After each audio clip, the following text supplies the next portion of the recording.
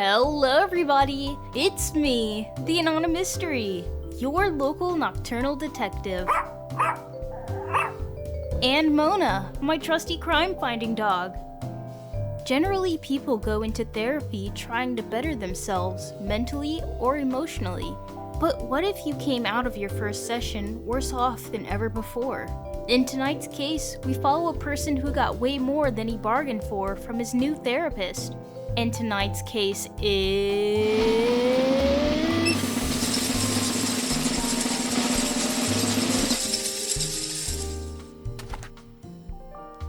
Knitbone by Remarkable Games. The description is as follows. You play as Eden Cross, who suffers from chronic insomnia, feeling disconnected from your life. One day, an old college acquaintance, Ryohei, shows up pitching a miracle cure for your insomnia. An experimental therapy. That sounds suspiciously more like what he also calls it, a guided ritual. Relevant trigger warnings are listed here. With everything having been outlined, let's dig right in.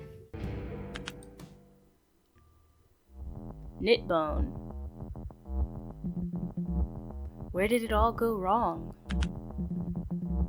Right, I shouldn't have had insomnia in the first place. You see, after a few days with no sleep and no direction, you get desperate. If I could turn back time, I never would have stepped through that door. My footsteps felt too loud as I walked. The hallway smelled old and dusty, the carpet ugly and stained. My thumb kept brushing over the card in my pocket. 1408, just like the card said. That's the room I've been trying to track down. After a tour of what felt like the world's most depressing maze, I finally spotted the door. The little brass number on it looked shiny and new. It didn't fit with the rest of the dingy hallway. I stopped, my hand hovering in the air. I wasn't sure if I should knock. A part of me just wanted to turn around and leave.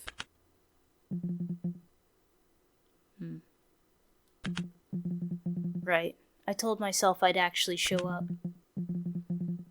As I got ready to knock, a memory popped into my head. Last night at the lounge, I revealed too much to someone who was practically a stranger. Seems like the ice in my glass has succumbed to the warmth. Looks just like my life. My name's Eden, a psychology major. Voted as most likely to succeed.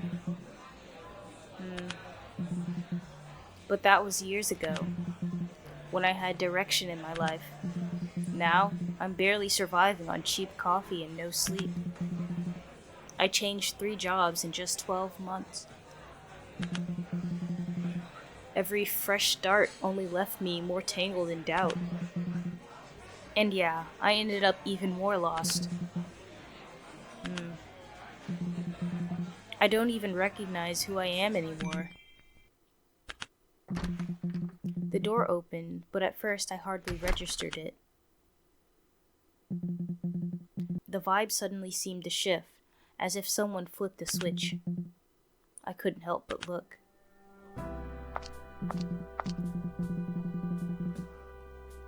A man walked in, with the sort of effortless confidence that drew everyone's eyes to him.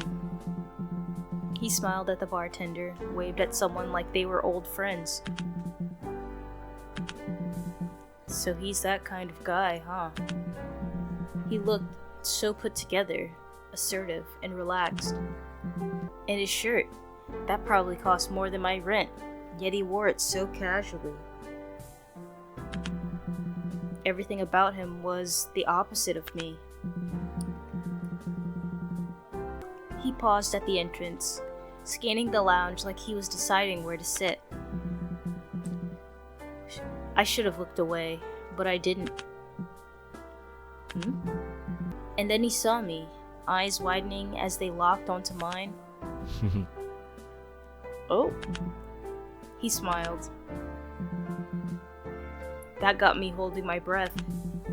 I forced a polite smile, despite my racing heart. There was something oddly familiar about him, but I couldn't figure it out. I heard footsteps approaching me slowly. Why is he standing right here? What should I say? Hey, who are you? I think hey is, better when talking to a stranger. Hey there. Eden Cross? No way. Is that really you? My confusion must have shown on my face because he chuckled. It's me, Ryohei Damien. Sorry, you might not remember me. We had that psychology elective together, remember? Oh. It's you. That hit me. Ryohei. The Ryohei Damien? We were in the same department back in college. He was popular. He was effortlessly charming. The kind of guy who made everyone feel seen, even when he probably didn't know half of their names. I never expected to be on his radar. We shared a few lectures, maybe a group project once, but I was always the quiet one. I was the guy people tend to forget, but I remembered him. Damn, I think I remembered him more than I should. People wouldn't shut up about him. I've always been envious of him, even now. And yet, here he is. Sitting across from me in this nearly empty lounge, grinning like we were old buddies. He even did it without asking, like it was the most natural thing. Of course I remember you. You were basically famous, Ryohei. I made him laugh. He didn't even try to deny it. You can just call me Ryo. I'm really glad we ran into each other again. Well, Eden, your name really does you justice. Looking splendid as always. I couldn't help but smile back. I'm not sure if I'm most amused by his outlandish teasing, or by the fact that he remembered my name.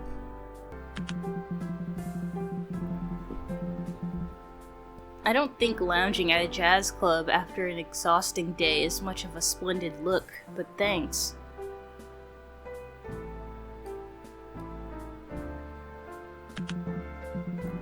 You look like life's been treating you well. I leave out the as always.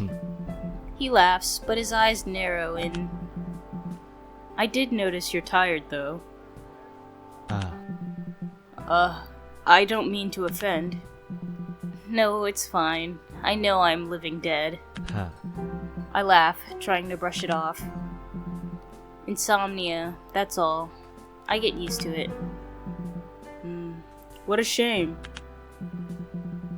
And for the first time in what felt like forever, I didn't feel like a complete failure.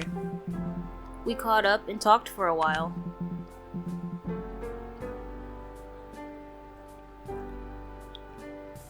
Something about his presence felt almost too welcoming. Made it easy for me to open up. It felt safe, or at least I convinced myself it was. After all, he was an old acquaintance, wasn't he? So, like an idiot, I spilled everything. He listened intently. What a coincidence. He chuckles at the last word. Actually, I specialize in sleep therapy, as well as cognitive consultations. Maybe I'm not that strange for feeling like I'm meant to be here with him tonight. Maybe he feels it too. Would you pay me a visit? What? I want to see you. I mustered a smile, hoping he didn't notice my bewilderment. It'd be a private consultation at my studio setup. It's okay. I've already visited doctors. I figured, but maybe I can do something about it. And if I can't, well, it's no wasted money. I'm offering it for free. Oh. It'll probably be in vain, but declining now that he seemed so willing to help would make an even more pitiful sight. Before I could react, he produced a card between his fingers, like it had been waiting there all along. Come to my studio, whenever you're ready, no pressure. The word studio echoed in my head longer than it should have. And for some reason, I actually came. This was probably a bad idea. We hardly even know each other. Knock or turn around, knock or turn around. Alright, what happens if we turn around? I decided to skip the consultation. I just didn't feel comfortable. But my insomnia worsened over time, leading me to withdraw from society. I heard Ryohei's consultancy has been growing, and he's now dealing with a large number of patients. Perhaps I should have reached out to him after all. Like how the saying goes, nothing ventured, nothing gained. End. Ooh. Let's knock. I finally knocked on the door. The door opened right away, as if he'd been standing there the whole time, waiting for me. Hey.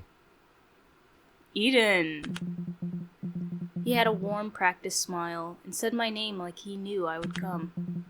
I had a feeling you'd arrive. Please, come in. I hesitated, but my feet started moving before I could even think about it. The smell was different inside. The scent of lemon oil and faint herbs filled the air. It felt a bit phony, like he was trying too hard to make it smell naturally relaxing. The studio was quite simple.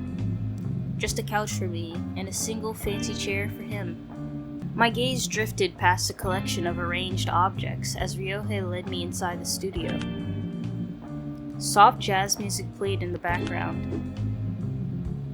Please, have a seat. Make yourself at home. I sat on the couch. It was actually pretty cozy. Comfortable? I nodded. He sat on his big chair and watched me. So, Eden Cross. You know why you're here, is that right?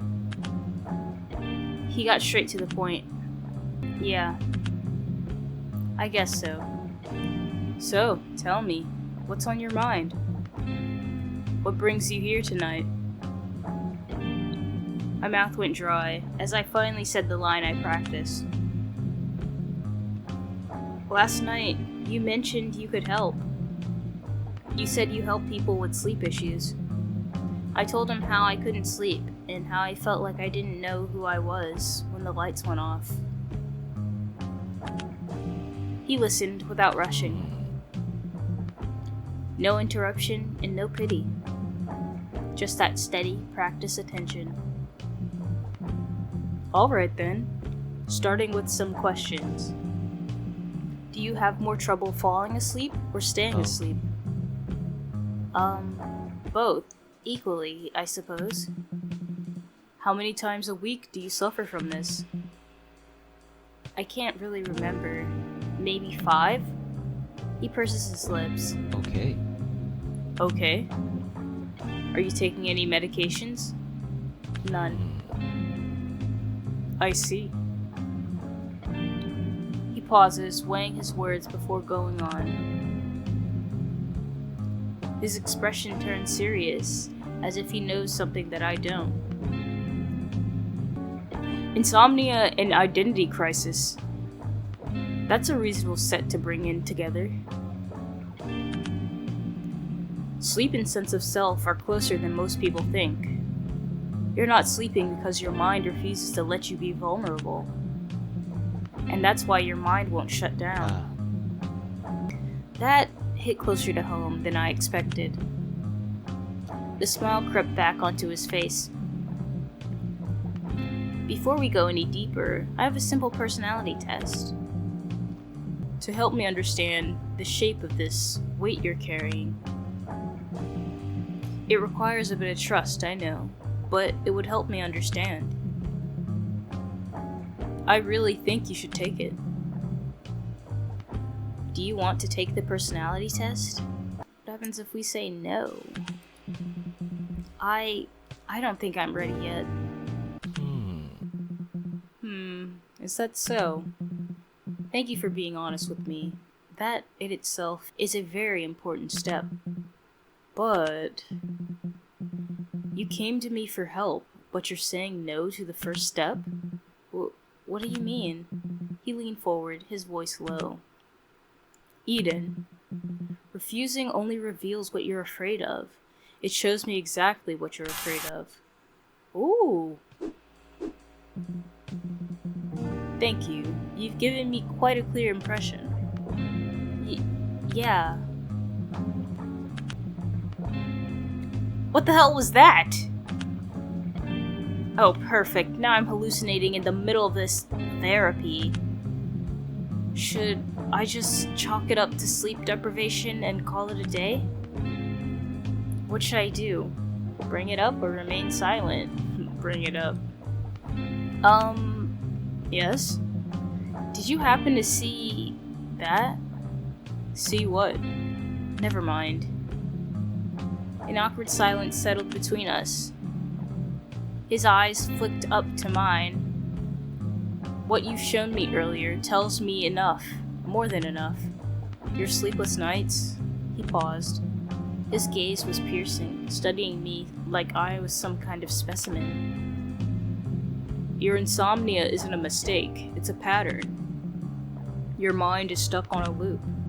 Regular therapy won't work for you. What your mind needs is a key to redistribute the weight. What I want to propose isn't therapy at all.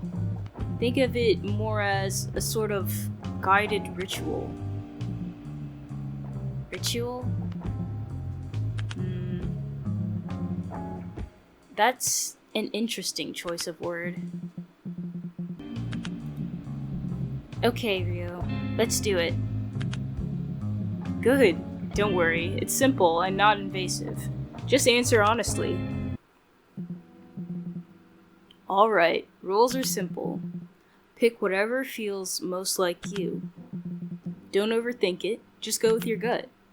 First question. When you can't sleep, what do you usually do? Analyze random deep thoughts. Replay past cringe interactions in my head. Get up to be productive. Even if it's 2 a.m., grab a snack and adjust my bed. When I can't sleep, try to be productive. Gotcha. Insomnia sounds exhausting. That must be rough. Moving on. How do you usually recharge after a long, stressful day? Read a book, journal, or cope with my feelings for a bit, do something active or take action to reset my energy, shower, change into my comfy clothes, then chill in a cozy spot. Yeah. Wash the day off. I see. How do you usually tell when someone's lying to you? When their story makes zero sense? I don't know, I just feel it. If they hesitate or act unsure of themselves, their body gives it away, like gestures, posture, or fidgeting. Yeah, usually it's the body language. Interesting. Okay, next one. What motivates you the most? Figuring things out or understanding the world? Living in a way that feels authentic to me? Proving I can do or achieve something? Feeling comfortable, safe, or in control physically? Figuring things out. Noted. Alright, time for a little roleplay. Imagine the following scenario. You're on a forest path, and it splits 3 ways. What do? Look for clues to pick the smartest path. Reflect and go the path that feels right to me. Pick one fast and move. No hesitation. Test each path physically to see which is more safe and comfortable. Pick the smartest path. Nice. That's an interesting take. You hear a weird noise upstairs in an empty house. What's the first thing you do? Peek around and figure out what's going on. Pause and notice how it makes me feel. Run upstairs like a boss. Grab something nearby just to feel safer. Yeah, grab something. I see. Okay. Let's proceed. A strange creature suddenly appears and stares at you. How do you react?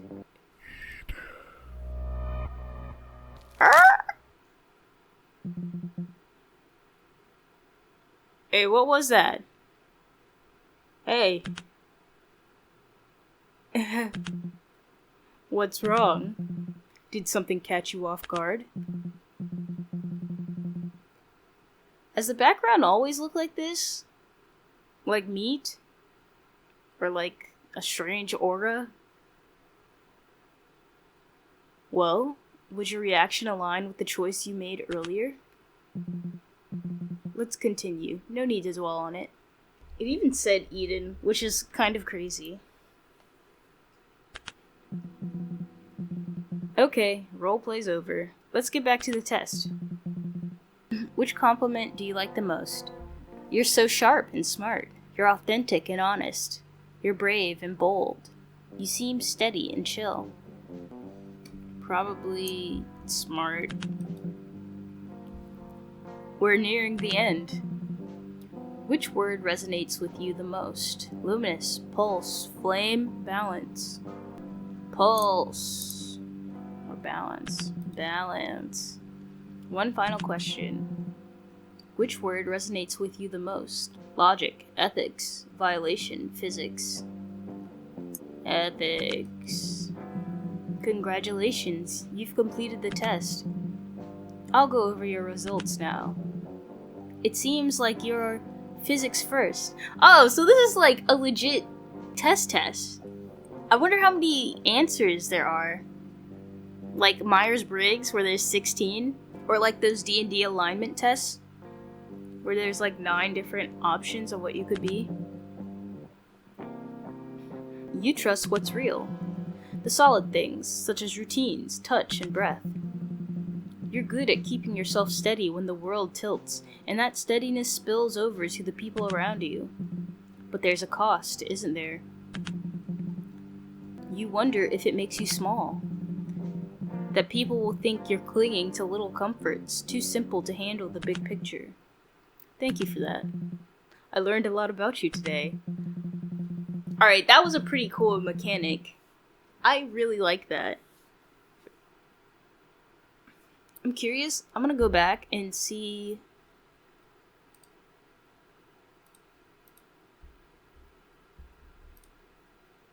If I give like answers that are opposite to what.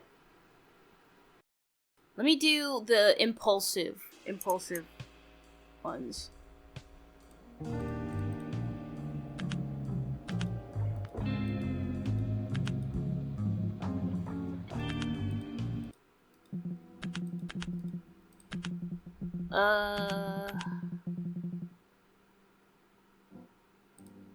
Action. Something active.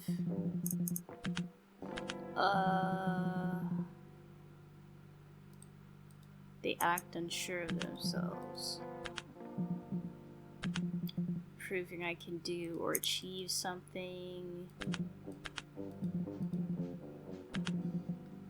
Pick one fast.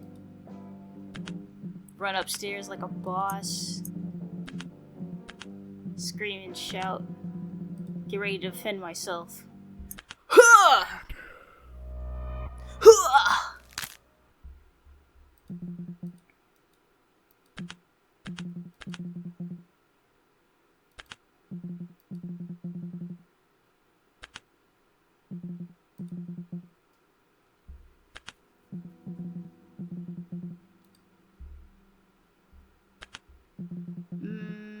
You're brave and bold.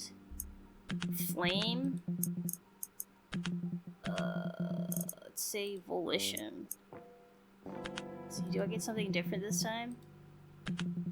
Here we go! It seems like your will first. You don't wait, you act. When others stall, you move forward. When doors close, you push them open.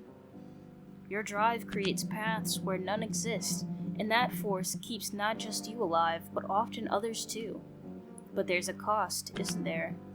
Force comes with risk. You fear that others see you as reckless or intimidating, and worse, you may one day destroy the very thing you wish to protect. Thank you for that. I learned a lot about you yesterday. Ooh, he did not say yesterday, he said today. Well, let me save this one.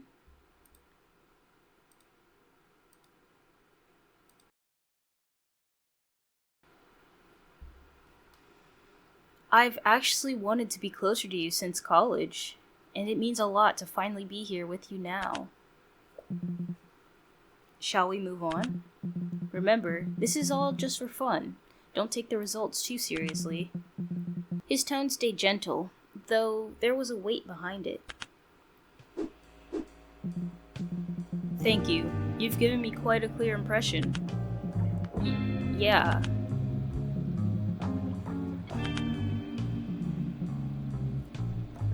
What the hell was that? Oh, perfect. Now I'm hallucinating in the middle of my therapy. Should I just chalk it up to sleep deprivation and call it a day? What should I do?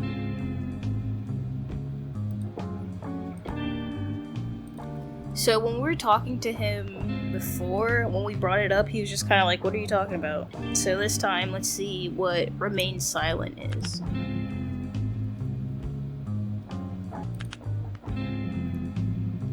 An awkward silence settled between us. His eyes flicked up to mine.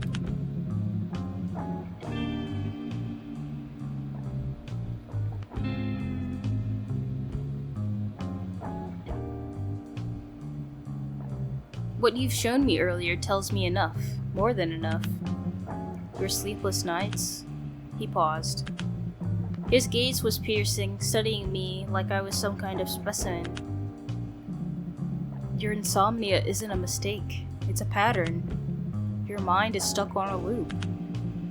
Regular therapy won't work for you. What your mind needs is a key to redistribute the weight. What I want to propose isn't therapy at all. Think of it more as a sort of guided ritual. Ritual? That's an interesting choice of word. I'll give you small, specific tasks to complete. They'll require precision and focus. The goal is to give the burden a new place to rest, so that your mind can finally find peace. It's an unconventional path, and it requires absolute trust. Not just in me, but in yourself. He was quiet for a moment and stared at me. I can't force you to do it. This only works if you choose it. You can leave now, but that means going back to your restless routine. Or, you can agree to session 2. That's where we really begin. That felt like a challenge. So, Eden, what do you think? Proceed with session 2?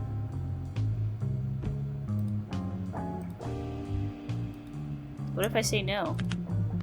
Ryohei inclined his head slightly. Surprisingly, there was no hint of disappointment. I understand. I'm sorry, Ryo. It's okay. You can take your time. The offer still stands if you change your mind. Here, you can keep my number. Don't hesitate to reach out, even if you just need to talk. I'm sure that your sleepless nights will bring you right back to me. End. Arr! Let's go with session 2. Good. Ryohei's smile deepened, as if the answer had been inevitable. Hold on a sec. He stood and began rummaging through the shelves, his movements smooth and deliberate. Suddenly, the air went still, lingering thick with every breath. The faint, pleasant scent of lemon oil and herbs felt even more synthetic, like cheap air freshener.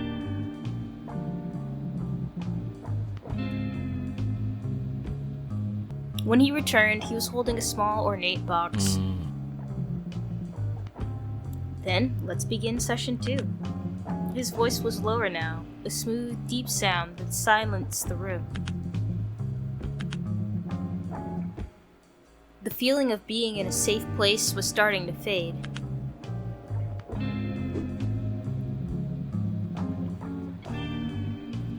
He moved to the table and sat directly across from me.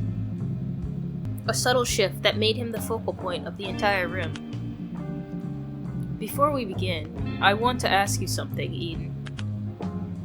What is your opinion on devotion? He's about to start a cult? Is that where this is going? I want you to be my devoted follower. I'm about to put you under hypnosis, but it's fine. Devotion? To what? The question was so left field that I could only blink. To anything.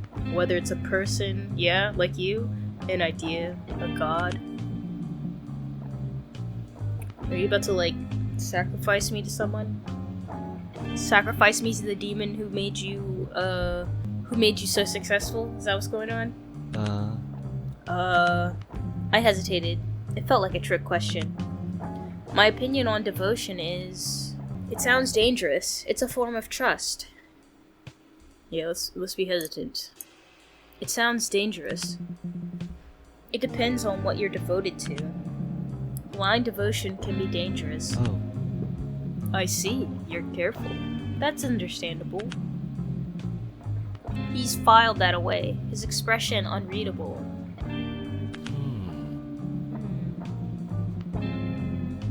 He paused, his expression shifting into something that looked unnervingly like a confession. I used to know people that were a part of a group. They were devoted to a singular idea. They believed that to truly change, to become more than what they were, they had to give up a part of themselves. My skepticism must have been obvious. This had nothing to do with insomnia. This was about something else entirely. I thought of it as reaching a new level. To an outsider, their methods might have seemed extreme, maybe even cruel. He continued, his eyes searching mine, gauging my reaction. But that's what they believed.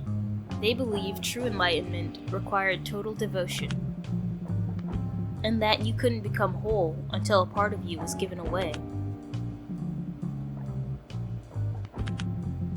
I couldn't make sense of what he was saying.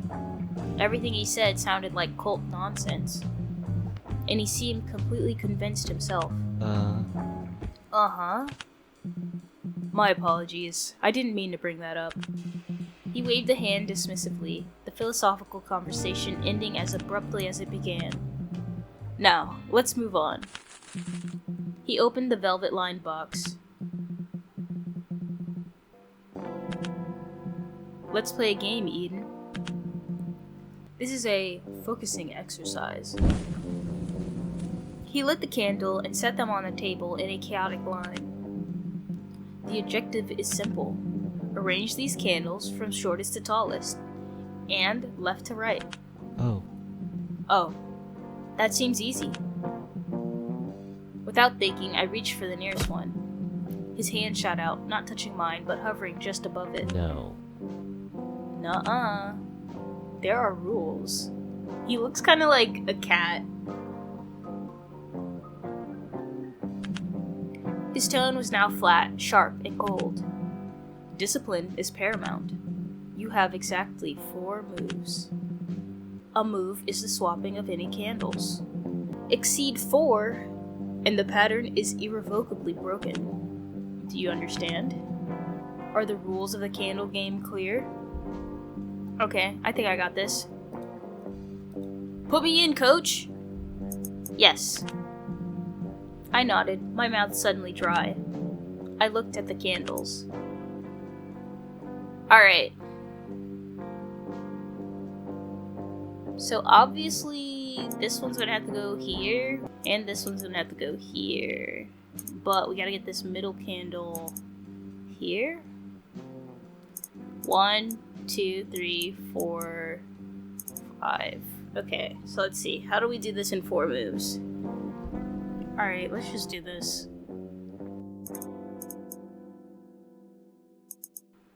1, 2, 3. Ooh. No. Stop. My hand froze in midair. You're out of moves. The pattern is now lost. Although there was no anger in his voice, there was a flat disappointment that scraped against my nerves. Before I could apologize, he reached over. His hands moved in a blur of graceful, precise swaps. The candle snapped into a perfect ascending line. The sheer ease of it was a quiet, brutal humiliation. Do not be discouraged. The placating words were a stark contrast to the cold calculation in his eyes. He was observing me, taking notes on my failure. It indicates your mind is still noisy. Don't worry, we can still move on to the next session. Our next session will require a more direct methodology. Hold on. No. I'm gonna win. Load it back up. Let's see what happens if we say no. Let's play a tutorial with 4 candles in 3 moves.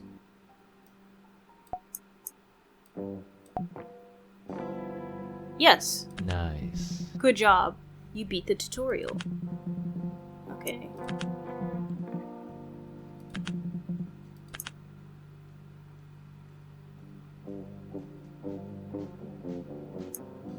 So the tallest would go here.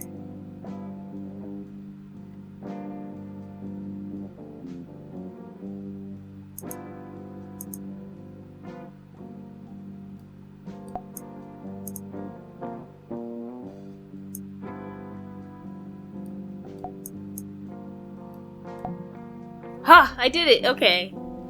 Nice. I think I was thinking too much about this. Great job. I believe you're ready for the next challenge. Do you think you can sort 7 candles with 4 moves? Yeah, let's try it. Am I up to the challenge?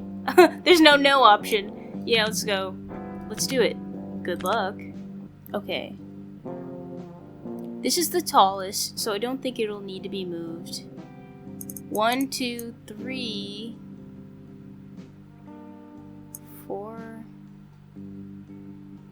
No, 4.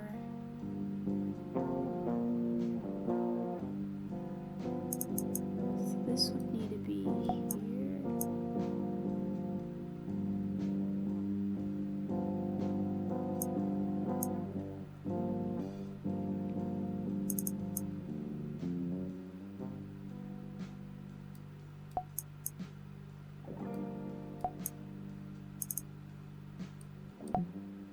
Woo!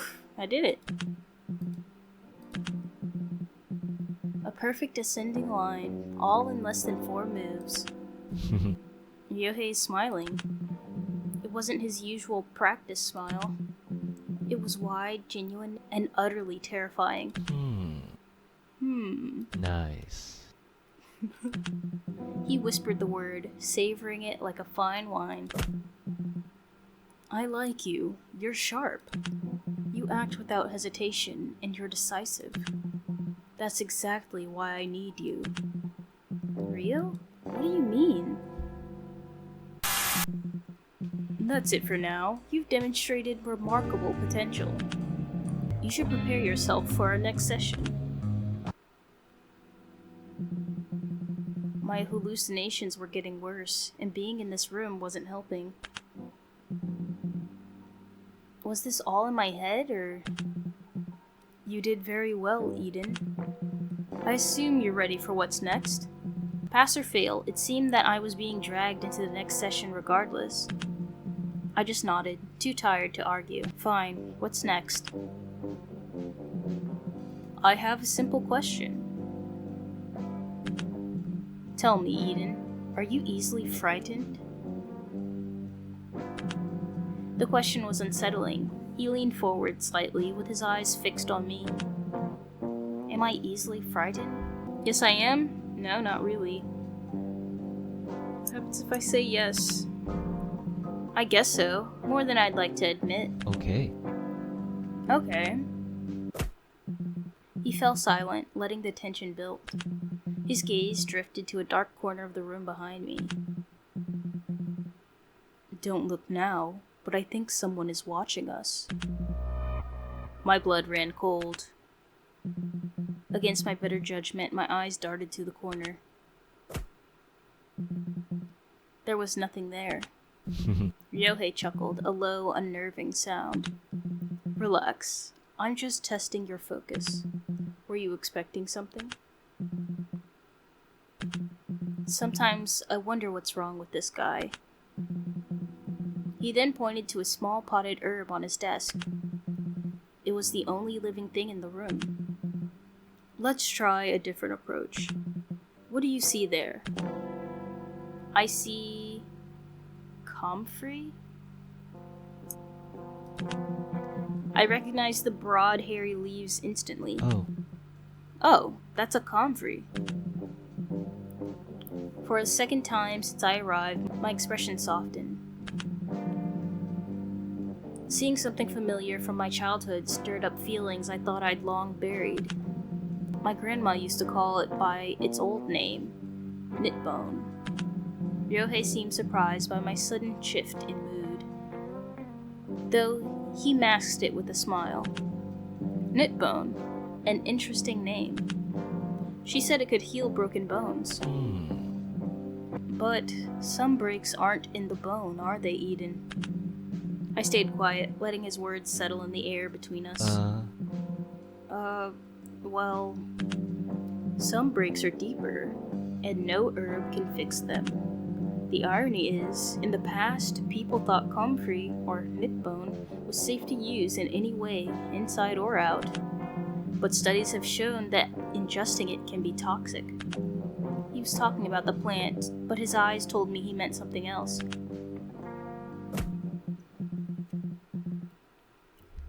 His expression soured, his voice taking on a bitter, sharp edge. Listen, Eden. There are people obsessed with cures like that. He looked past me, his eyes unfocused, lost memory. Just like you, they were also searching for ways to heal themselves, mentally or physically. When they're desperate enough, they find a community that promises something more than just a fix. Is that you? Are you talking about yourself again? Their philosophy was simple, at least on the surface. To become enlightened, you have to give something away. They call it an offering to some cosmic entity.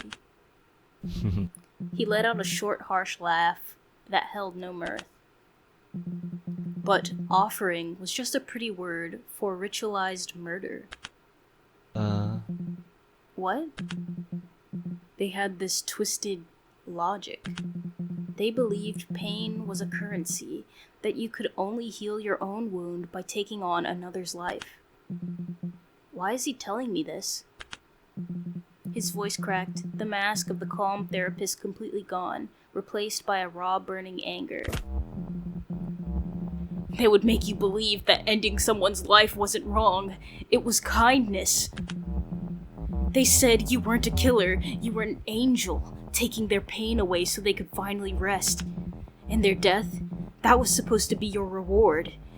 Your new weight to carry. It was all a lie to control you, a lie to break you down and own the pieces. The therapist I came to see was gone. In his place was just a man, terrified of his own hands. Every word he spoke was coming at me too fast. I couldn't process it all. He stood abruptly, his chair scraping back. The outburst was so sudden, so violent, it made me flinch. But I saw it for what it was. I ended that bullshit, so I took on the burden for myself. He stared at his own trembling hands, a flicker of something, desperation, in his eyes. It's supposed to be over, but it doesn't just disappear. He stood there, breathing heavily, hands molded into fists so tight his knuckles turned bone white. I started to realize he was talking about his past. Wait, was he in a cult? This guy wasn't just troubled, he was haunted. And for a second, I forgot to be scared and just felt a weird pang of pity. Should I say something? Ask him if he's okay. That dude's obviously not okay, but stay quiet. Maybe we could get more info out of him. You bite your tongue, unsure if speaking would make things worse. He sank back into his chair, visibly forcing himself to be calm. I apologize. That was unprofessional. Anyways, all of that was just an attempt to open your mind. Looks like it's ready, so let's use it. He opened a drawer and started rummaging through it. I just stood there, frozen. How did his mood shift so quickly? Suddenly, his words from our first session about a guided ritual took on a much darker meaning. A cold dread washed over me. What if this isn't therapy? He's not even trying to fix my insomnia. Instead, he's trying to do something else, with me as his test subject. Oh. I found it. He then took out a pendulum, a pointed crystal on a silver chain. It looked less like a therapist's tool and more like a ritual object. He stepped closer to me. Doubt wrapped through my mind like chains, choking me with every thought. What is he going to do to me? Ryohei edged closer behind me, the heat of his body pressing against mine. Panic surged and I realized I was trapped. My hands shook violently, my pulse racing, and a deep primal fear screamed at me to turn back. But even knowing that, I couldn't make myself move. As he moved closer to my ear, my composure slipped for a fraction of a second. Shh, it's okay, Eden. Then his eyes cleared and he smiled at me, his focus absolute. This will help quiet the noise in your head. Hey, what did I say before? He's gonna hypnotize me. Just watch the crystal and listen to my voice. Can you do that for me? Listen to it as instructions? Yes or Sure, let's listen. I can do that. Good. Breathe in and out. Match my breathing.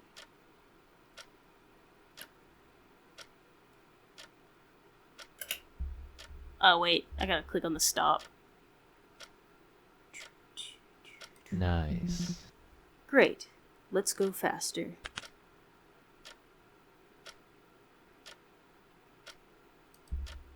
Yes. Excellent. Continue to focus and don't get distracted. I matched each inhale with an exhale, regaining control over my breath. I found myself breathing in sync with him. It felt strangely intimate, as if we were sharing the same air. Now, watch. The world vanished in an instant. Everything else disappeared, leaving only the pendulum swinging before my eyes. You're so tired, Eden. It's time to let go. Let me hold the weight for you. His voice was a promise of rest, and I wanted it more than anything. Breathe in, Eden. Breathe. Deeper now. Down into the quiet. The walls are gone. There's only the path. Follow it. Now my vision went dark. I was falling, not through air, but through myself. And then I saw it. Oh, nah. Am I hallucinating again? A presence, huge, cold, and utterly indifferent. It felt like a web of black veins pulsing slowly in the darkness behind me. The pressure grew, the thick air pressing against my ribcage and stealing my breath. The sensation was too much. A scream built in my chest, and my eyes flew open. I was back in the studio, gasping, my heart thrashing against my ribs. Ryohei was staring at me. His face was pale, his eyes wide with a horrifying mixture of fear and excitement. "You saw it, didn't you?" His words barely registered. All I could think of was the image burned into my mind, the feeling of that thing. It was wrong. All of this was wrong. Adrenaline surged through me, overpowering my exhaustion. I scrambled to my feet, my seat kicking back onto the floor. I stood up, my legs unsteady. Oh, nah! My mind was a chaotic mess of pulsating veins and the echoes of his frantic whispers. All I wanted at that moment was to get out of this room, away from his suffocating presence. I turned towards the door, my hand reaching for the handle. I have to get out. Now. I'm leaving. My voice was shaky but firm. I took a step forward, towards the door. Panic flashed across Ryohei's Panic flashed behind Ryohei's face. He dropped the pendulum. The crystal clattered against the table. Hey. No, wait. I shouldn't have... He looked genuinely terrified, as if he revealed a secret he could never take back. But his panic lasted only a moment. As I reached for the door, his expression hardened into something desperate and resolute. He moved faster than I thought possible, blocking my path. No. Wait. His voice cut sharp, cutting through my daze.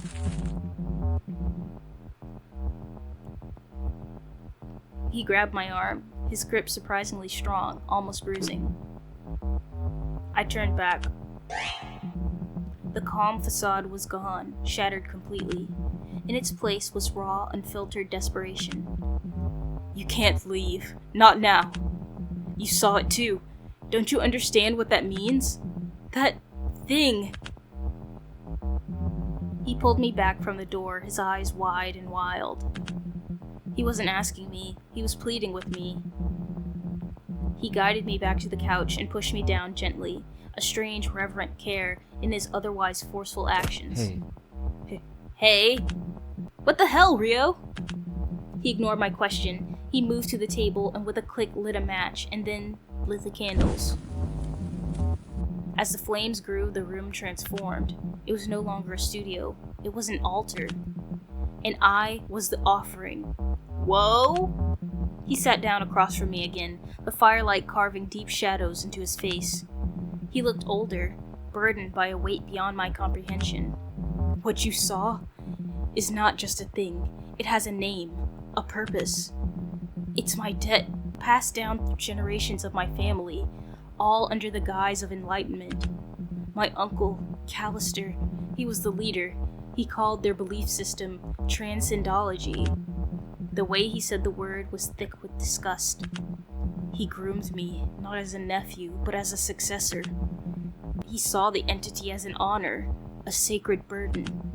He taught that our bodies were temporary vessels, needing purification through bloodletting to achieve a higher existence.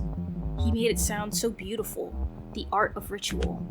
But I saw what it really was, a machine for offerings. He wasn't enlightening people, he was grooming them for slaughter, in order to keep the entity fed. I couldn't let him pass it on. I couldn't let him choose another victim. So, I took it from him. The silence in the room was deafening, broken only by the crackle of the candle wicks.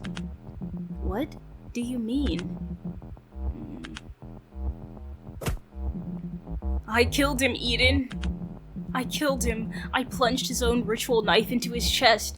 I thought if the leader was gone, the curse would die with him. But I was wrong. It didn't die. It just transferred. It latched onto me. Now I carry it. Oh my gosh. Now I carry it. I hear its whispers. I feel its hunger.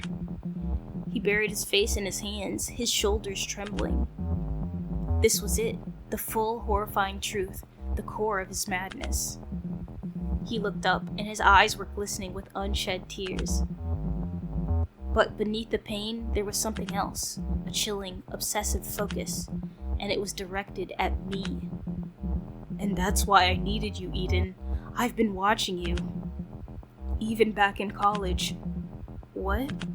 You were always so quiet, so self-contained. While everyone else was so loud, so desperate to be seen, you were just there. You were whole. You were solid.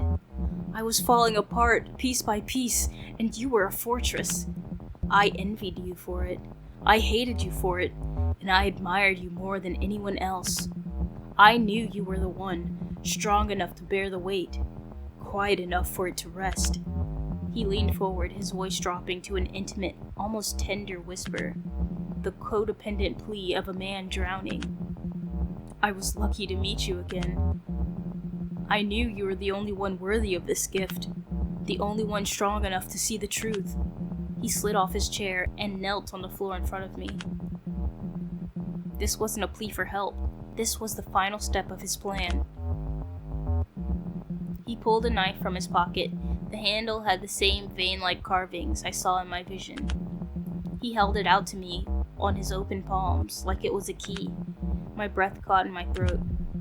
My heart was pounding so hard I could feel it in my ears. This was insane, completely insane. But looking at him kneeling there, offering me this purpose, another thought crept in. A horrible, tempting thought. He's not asking me to die. He's asking me to bleed for him, to become something else, to trade my blood for one filled with this terrible, powerful thing. What if he's not crazy? What if this is the cure for the nothingness I feel every day? This gift was meant to be passed on. You saw it. It saw you. It has chosen you to be my equal. Your trouble sleeping, feeling lost, that's not a sickness. It's just an opening, a crack to let the light in. I'm here to open the door all the way. Please, Eden. His voice was a low, convincing whisper, promising a strange and terrible secret. He was asking me to join him in his reality. Will you accept this honor? Will you complete the ritual and become the new vessel? Will you sacrifice your blood for me? The question hung in the air, suspended between the flames of the 7 candles. My heart hammered against my ribs. This was the final ritual, the final choice. What was my choice? Alright, let's see what happens when we accept. What? I peered down at the knife in his hands, presented to me like a trophy. Like it was something to be revered. Like I was something to be revered, as long as I took the knife from him. Ryohei, what the hell are you doing? Get up. But Ryohei doesn't move. The knife lays in his palms, glinting in the shimmering candlelight. Slowly, I reached out, unable to stop my hand from shaking as our skin brushes against each other, the handle making its way inside my loose grip. I turned the knife upside down, my heavy heart sinking into my stomach. No, this isn't right. Ryohei isn't in the right mind, and neither am I. This is messed up. Ryo, I can't... What? He's still kneeling, but his glare had shot up towards me, oozing such volumes of disgust that it made me take a step back. How could someone on his knees be so full of authority still? What did you say? He sounded otherworldly, less a voice, more an entity. The words twist in my throat. Panic seized me, fear freezing my blood, and for a split second, I almost shifted the blade towards the flesh of my palm, ready to slice. But I snap out of it. I hold the knife away from my body. putting it back into Ryohei's outstretched hands. No, I won't. No. I won't do it, Ryohei. Silence fills the room. His expression is unexplainable, an amalgamation of surprise, horror, and fury. Piping hot fury which traveled from his pinpoint pupils down to the goosebumps on the back of his hands.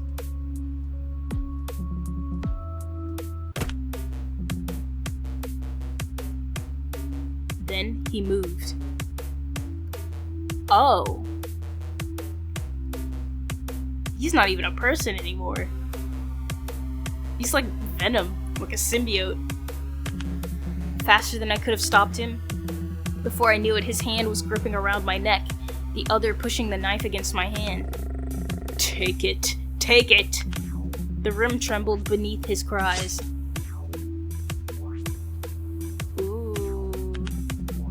I gasped, clawing to release myself from his grip, before driving a knee into his stomach. He's caught off guard, enough to drop me, but the knife is still in his hands. As I tried to step sideward, he lurched me back by my wrist, gripping tight enough to snap the bone. Eden! An overwhelming will to survive took over me, and I shoved with all my might against the towering figure. He barreled backwards into the table, knocking chairs and vases over as he fell with a loud thud. For a minute, all that occupied the room was the sound of both our labored breathing, each breath feeling like my last. And then I saw the pool of red. It started from the right side of his chest, crawling forth from the fabric of his gray shirt. The handle of the ritual knife sunk deep inside him, serving as the stem for the scarlet flower blooming from his flesh. His dazed eyes trailed down his chest, hands lifting slowly to hover above the familiar scene. He gurgled, a grin spreading across his perfect mouth. Ryohei? As if on instinct, I slid on the floor to hold his body up, his head tilted limply against my own hammering heartbeat. As his own heart started to crawl to a stop. No, I didn't mean to. I didn't. Shh. Around us, the candles fell into a dim glow, only until a cold chill snuffed their lights completely. I looked up to see veins of black and red chunks start to pour thinly from the walls, slithering like snakes towards the floor and towards me. I reeled back, holding Ryohei closer as I tried to pull him away from the vines, as if it could stop the blood pooling from his chest. Eden. Now I looked down at him. Tears were already building in his ash-colored eyes. This is good. I failed to keep my voice from cracking, from my own tears climbing up my throat. Nothing about this is good. You carry it now. The vessel. His hand rose up to press against my hammering heart. It's yours now. It's you. It's part of you. Ryohei! But I didn't want it to end this way. Ryohei choked out, and in the blurry reflection of his tear, I saw the person he had always been behind all the facades and perfect grins, all the popularity and the wonder. I saw a small, frightened little boy. I don't want to die, Eden. You're not going to die, Ryo. I'll call the ambulance and... Carry it, Eden. His eyes flickered like a troubled candle. You are one. And then Ryohei Damien drew his last breath. Without his presence, the chill in the room hiked up to a terrible cold. I held his lifeless body against my own, only realizing the weight of his words when it had been too late. The vessel. The veins have traveled up my legs, coiling around my skin in their grasp, urging the beginning of our symbiotic relationship. I feel everything and nothing at all. Not even the veins burying themselves into my pores, hijacking the red lines in my eyes, the valves of my heart that no longer belong to just me. And then I draw a frozen breath.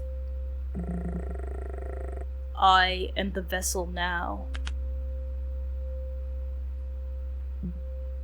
End. Let's see, if I say I'm not frightened easily... Not really. I can handle myself. I love your confidence. We'll see how it goes. He fell silent, letting the tension build. Someone's watching us. Let's ask him if he's okay. Ryo? Are you okay? He sank back into his chair, visibly forcing himself to be calm. I apologize. That was unprofessional. Anyways, all of that was just an attempt to open your mind. Looks like it's ready. Okay.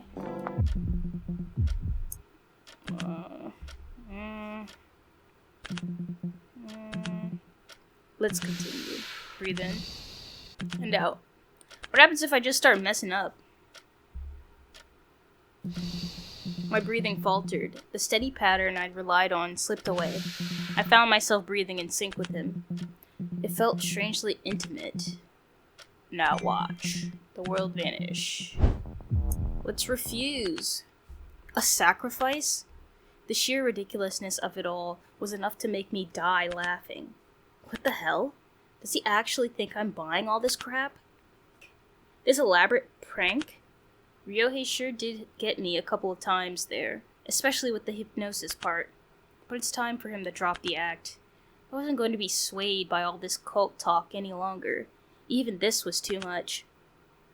I looked down at the knife in his palms, with a twitch in my eye, then back down at the crown of his head, bowed before me as he offered the weapon. Did he really have to go this far? No. The silence that followed was almost laughable. Buddy looks so shocked. Like, what? He looks like a cat. Ryohei stayed unmoving. No. I managed to choke out a laugh. What the hell, Ryo? What are you even talking about? This is crazy, and you know it. What is? His voice had gone cold. Like... For some reason, I felt myself sweating, my heart rattling faster. Do you even know what you're asking? You're asking me to offer my blood for you? What's wrong with that? I looked at him in horror. Everything, Ryohei! Everything! Was he mentally unwell? Wait, did he actually believe that by offering him my blood, he'd be free from this cult curse or whatever he said? Hey, do you actually believe in all this crap? The crap you keep telling me? The cult? The curse? Everything? Do you actually think it's real? A pause fills the room. Then Ryohei speaks. You don't? On impulse, I bark out a short ha. Ha. A sound of ridicule, of mockery, of belittlement, of superiority. Oh, Ryohei, how far have you fallen, resorting to these sorts of trickery, and for what? I may not be in the best spot right now, but at least my mind's still intact. But Ryohei, he's genuinely lost it. He isn't the person I admired back in college. He's downgrading to this shell of insanity. I don't think I can save him. I don't think anyone can, not even a blood sacrifice. Ryohei, I said in the gentlest voice I could manage. I'm sorry, I'm not doing this. Get up from the ground, please. Let's talk this out. My response drew nothing from Ryohei. He stayed still, like a pretty porcelain doll, as if forever carved in his pose of grievance. Then I heard a small murmur. If you won't carry it, you'll feel it. What? I blinked, and suddenly we were face to face, me staring up at his ashy pupils as he towered over me. Our bodies were uncomfortably close. My head raced, wondering how he managed to get up and seize me in just a blink of an eye. The confusion muddled my brain, the adrenaline pumping through my veins so fast I hadn't even noticed that Ryohei's fist was covering over my chest.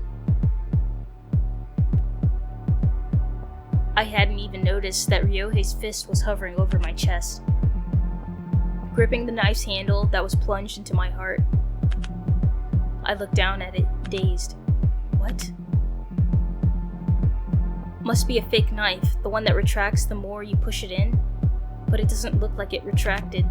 My sweater is pressed down where the knife's silver blade was pushed, and bits of red have started to bloom from the spot. Slowly, I started to feel the pain. In nausea and shock, I fell to my knees, unblinking. What? What?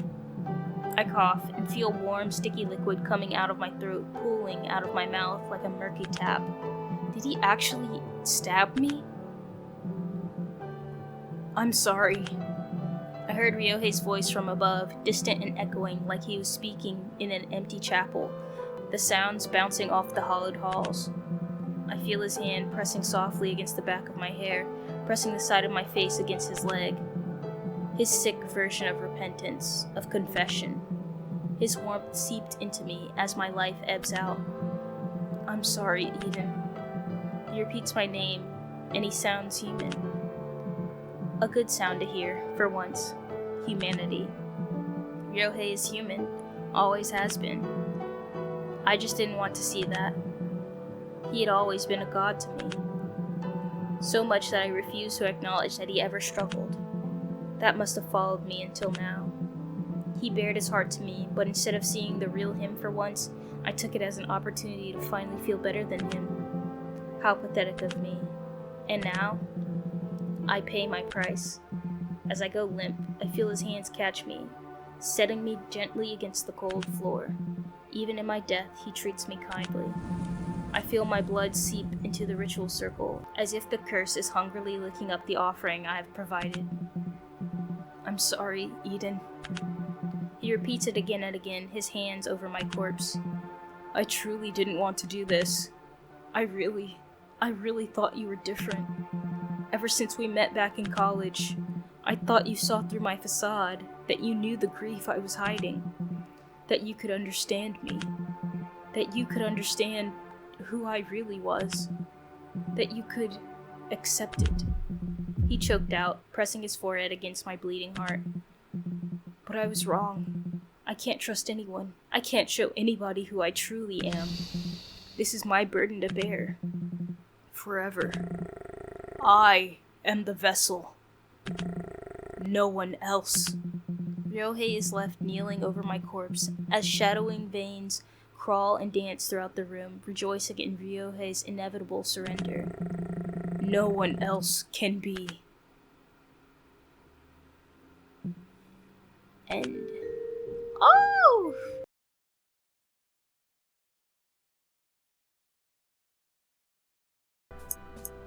Who are you? Do I know you? My confusion must have shown on my face because he chuckled. It's me, Ryohei Damien. Sorry, you might not remember me. We had that psychology elective together, remember? Oh. Oh. It's you.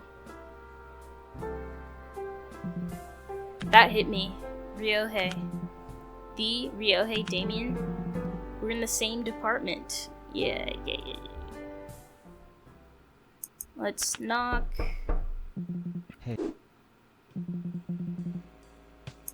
Nah, let's not take the personality test. Let's remain silent.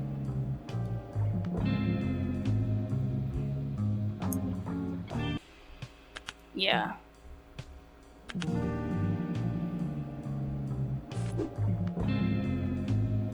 It's a form of trust. I guess it's a form of absolute trust. Devotion is like an anchor, something to hold on to when you're lost. Okay. An anchor, yes. A worthy cause requires unwavering trust. He looked satisfied, as if I'd given the correct answer. He paused, his expression shifting into something that looked unnervingly like a confession. I used to know people who were part of a group. They were devoted to a singular idea. They believed that to truly change, to become more than what they are, you have to give up a part of themselves.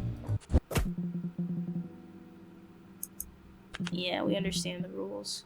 But what happens if I just fail? No. Oh no. Stop. My hand froze in midair. You're out of moves. There was no anger in his voice. There was a flat disappointment that scraped against my nerves. Before I could apologize, he reached over. His hands moved in a blur of graceful, precise swaps. The candles snapped into a perfect ascending line. The sheer ease of it was a quiet, brutal humiliation. Do not be discouraged. The placating words were a stark contrast to the cold calculation in his eyes. He was observing me, taking notes on my failures. It indicates your mind is still noisy. Do not worry, we can still move on to the next session. Our next session will require a more direct methodology to help you focus. That will be all. The dismissal was absolute. He turned from me before I could even process it. I was left with the bitter taste of failure in my mouth. My hallucinations are getting worse, and being in this room wasn't helping. Alright, yeah, he still just ends up killing me. And that was the story of Knitbone. I think the underlying message of Knitbone was a warning about the dangers of devoting yourself to a catch-all cure. As mentioned by Ryohei, people used to believe Knitbone could cure all ailments, but really it poisoned them and led to their deaths. The followers in Ryohei's uncle's cult thought that they were shedding their worldly troubles by seeking enlightenment, but they just ended up being sacrificed to the entity. Ryohei believed killing his uncle would stop the cult by becoming the ultimate sacrifice, but that didn't work, and he only infected himself. Finally, Ryohei believed that Eden could save him from the burden of the entity and what he had done, but it only ended in him killing Eden or dying and spreading the infection to Eden. I'm not sure what the entity is supposed to represent, but one interpretation I have is that it represents the lengths we go to as humans to find meaning or purpose in the world. Cults are notorious for this reason, collecting victims with the allure of finding a higher calling. Whether the shadowy figure is a real entity or a figment of imagination doesn't really matter. The sickness that it imparts on both Eden and Ryohei is real. Ryohei finds devotion in Eden, thinking this one person can give him meaning and relief in a world that doesn't want to understand him. Eden does the same, admiring and hating Ryohei from afar, wishing he could recover the same feeling of purpose it appears Ryohei has. Or the entity could just be a big scary demon monster entity thing, and I'm overthinking this and frying my brain cells trying to find a deeper meaning that is not there. Do you smell smoke? Anyways, enough with my rambling. Let's get into the ratings. During the Spooktober Visual Novel Jam, you're given the opportunity to rate the submissions based on the following categories: story, visuals, music, voice acting, cinematography, and overall vote. I give the story 4 stars. The story was really good, and I think the pacing of the story flowed really well too. The creators did an outstanding job. For visuals, I give this game 4 stars. I really liked the pixelated art style of the game, and the color scheme that was chosen. Refraining from using white in the artwork really made the text boxes stand out more. Great execution of color theory. I rate the music 3 stars. I enjoyed the groovy vibe of the music when we were chatting in the office. I rate the voice acting 2 stars. The characters weren't fully voice acted, but the lines that I did hear provided emphasis for their individual story beats. I give the cinematography 5 stars. The creators had multiple different shots in different locations, capturing the vibes of the scenes perfectly. Overall, I give Knitbone 4 stars. Well done. I thoroughly enjoyed the art, the minigames, and the story. I even got a friend to play the game and help me analyze the story, like a group project for a research paper. If you, viewer, want to cast your vote, or just want to play Knitbone yourself, I've put a link to the page down below. Oh, look at the time! The sun will be up soon, which means it's my time to go. Remember to like and subscribe if you liked my content, and leave a comment on what you thought about the game. The window for submissions has been closed, but if you see an entry you want me to check out, let me know. I hope you all have a wonderful day. Remember, stay sharp and stay curious. Bye!